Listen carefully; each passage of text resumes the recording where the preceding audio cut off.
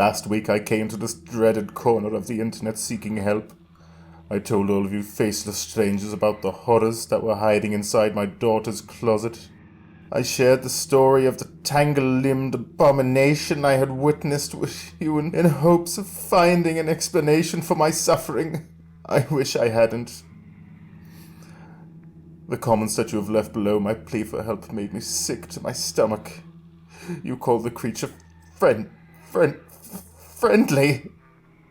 You said I was lucky to have witnessed a spaghetti monster.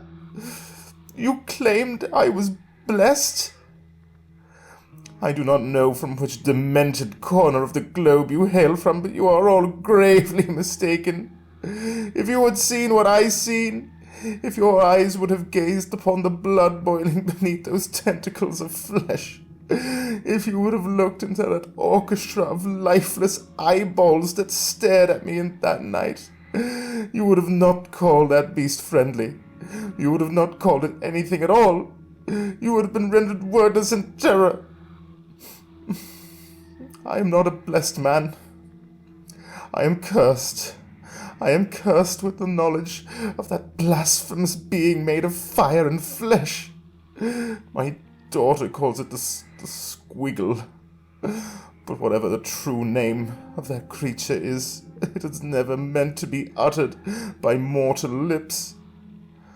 When I read your ridiculous assertions last week, I promised myself I would never set foot in this corner of the digital realm again. But I've returned.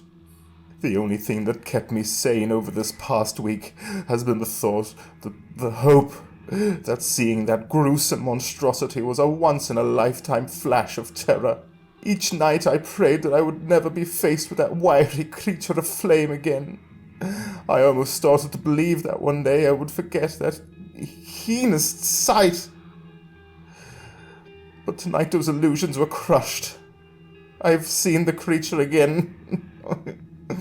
I've seen the creature again, and screaming my witness into this pixelated campfire is the only way I can hold on to the shreds of sanity I have left. Annie, Daddy is tired. He can't come right now. I was waking from a restless sleep. Reality was numbed with alcohol and sleeping pills. Yet past the muffled emptiness of my soul, I could hear my wife. If you're scared, then I can go. But Daddy needs to sleep right now.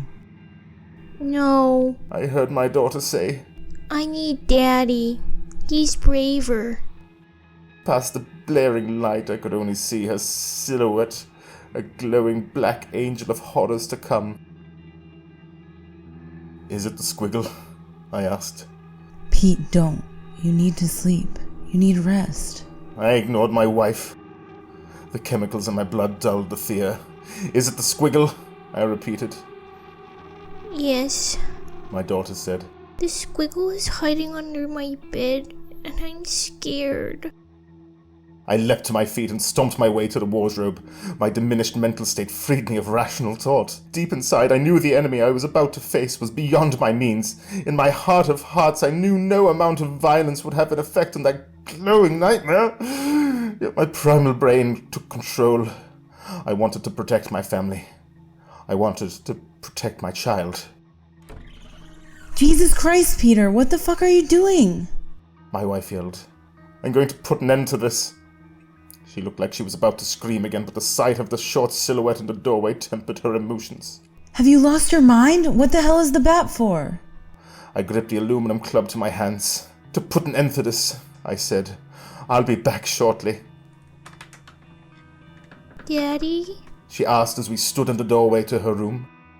Is this squiggle real? No.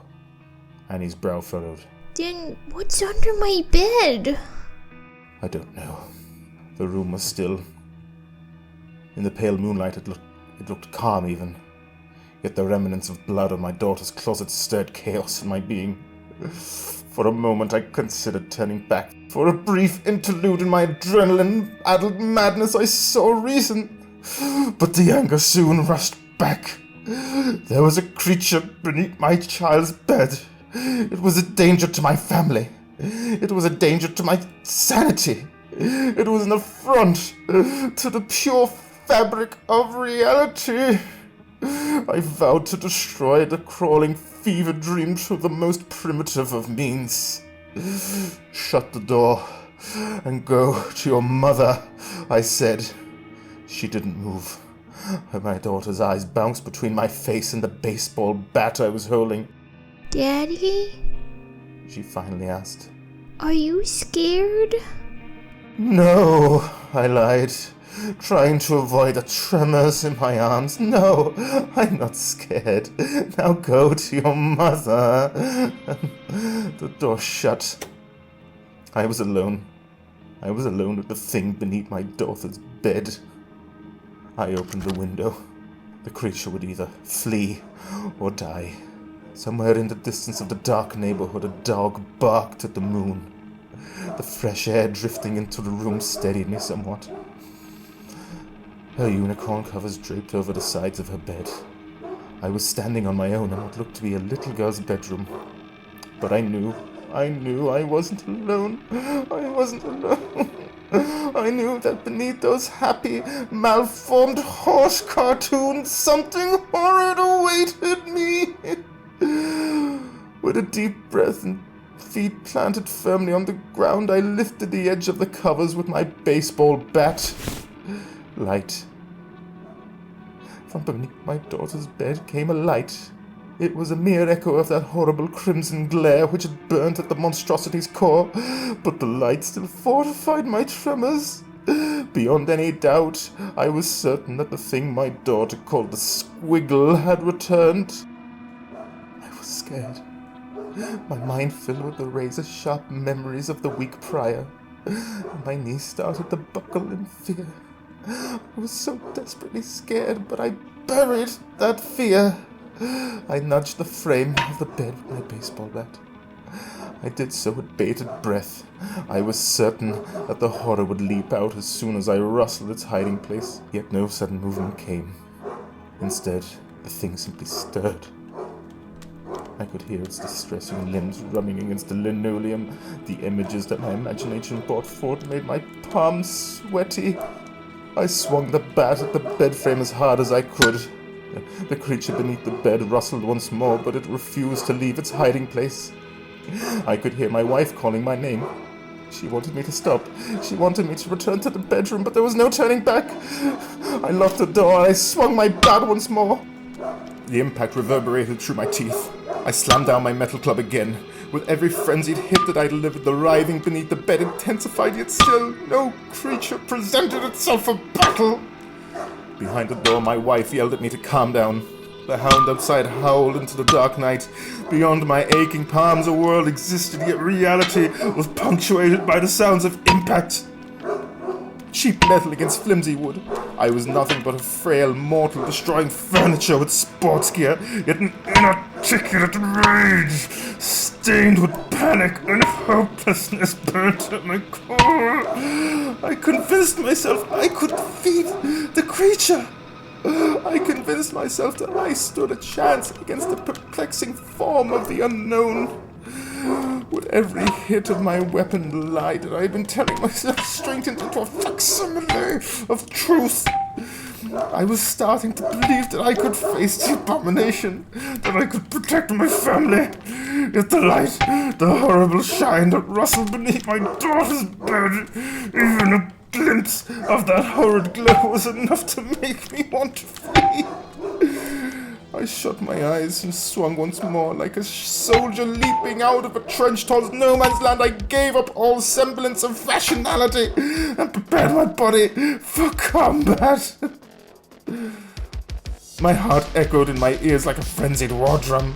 The screams of my wife, the howls of the foreign dog, the crackling of falling wood, the soundscape of the universe hushed down into one big calm before the storm. I was a warrior.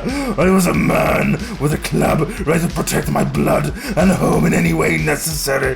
Through sheer terror in my soul, I found bravery. The bed collapsed beneath my final strike, but my eyes refused to open. I could hear the thing move. I could hear the staccato of its sickening limbs moving, slithering on my daughter's floor. But my eyes refused to open. Pete, I heard my wife from behind the door. what happened? Pete, are you okay? I opened my eyes.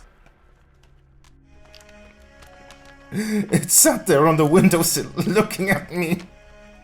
I wanted to put an end to it once and for all, with every shred of control I had left in my body. I ordered my hands to grip the clip tighter. I ordered my body to fight, but it refused.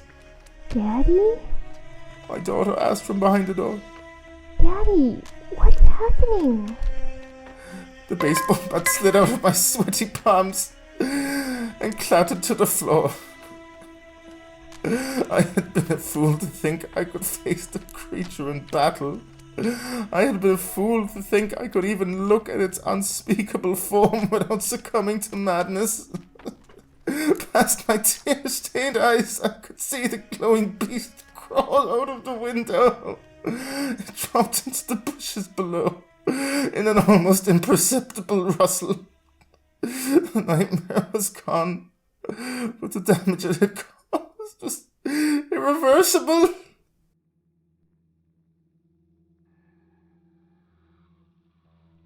My daughter was sleeping right now. She was confused about what happened in her room, and she was displaced with the new state of her collapsed bed frame, but when I told her not to ask questions, she obeyed. Her window is locked shut, and she is safe from the horrible knowledge of what I had seen. My daughter was sleeping in covers of unicorns on a mattress on the floor. My wife, however, is awake. I am standing in my bathroom, dazed by the sight of what I had witnessed. My blood is still filthy with the chemical traces of my sleeping aids. My hands still ache from my impotent attempt at battle. My mind is still convulsing under the sheer weight of the horror that lurks in the night. I am a shell of a man, exposed for far too long to the nature of reality, and my wife is awake, demanding an explanation. Whenever I try to speak of the thing, my throat is seized with unspeakable discomfort. I cannot describe it. To even think of it makes my eyes flood once more. I cannot explain it. Each attempt at rationalizing the night's events sends a flurry of pain through my skull. I cannot speak of it, for I fear my mind cannot handle revisiting that soul-crushing horror. My wife is sitting vigil by our bedside lamplight, waiting for her husband to explain himself. But I don't know what to tell her. I don't know how to describe the storm that had been raging in my mind. I don't know how to explain my violent behavior. I don't know how to tell her. I am scared.